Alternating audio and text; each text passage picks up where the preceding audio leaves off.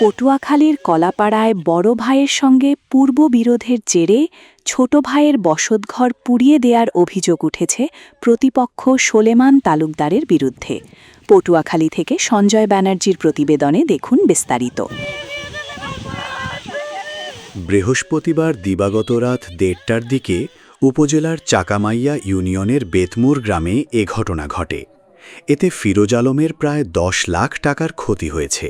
ক্ষতিগ্রস্ত পরিবারের সদস্যরা অভিযোগ করেন, জুলাই আন্দোলনের পর বেতমুর গ্রামের জহিরুল ইসলামের ঘেরের মাছ ধরে নিয়ে যায় সলেমান। দীর্ঘ ২ বছর পর বুধবার শহরের চৌরাস্তা এলাকায় জহিরুলের সঙ্গে সলেমানের দেখা হলে বিষয়টি নিয়ে কথা কাটাকাটি ও হাতাহাতি হয়।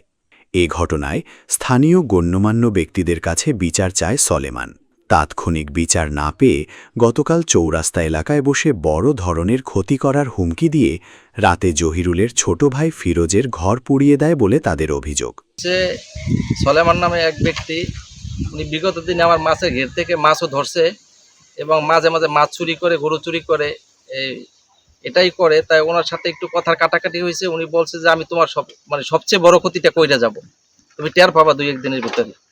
তাই এইটাই গতকালকে রাত্র ১:৩০টার দিকে এই ঘরে আগুন দেয়। ঘরের ভিতরে যেমন শালটি কাঠ, তারপরে মেহগনি, তারপরে মোটামুটি ভালো কাঠের ঘরটাই নির্মাণ করা ছিল এবং ঘরের ভিতরে স্বর্ণ ছিল, কিছু টাকা পয়সাও ছিল।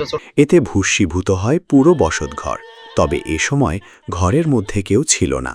বিষয়টি জানতে সলেমানের সঙ্গে যোগাযোগের চেষ্টা করা হলে তার মুঠোফোন বন্ধ পাওয়া যায়। কলাপাড়া থানার ওসি তদন্ত ইলিয়াস তালুকদার বলেন, পুলিশ সদস্যরা ঘটনাস্থল পরিদর্শন করেছে। অভিযোগ পেলে আইনানুগ ব্যবস্থা গ্রহণ করা হইবে।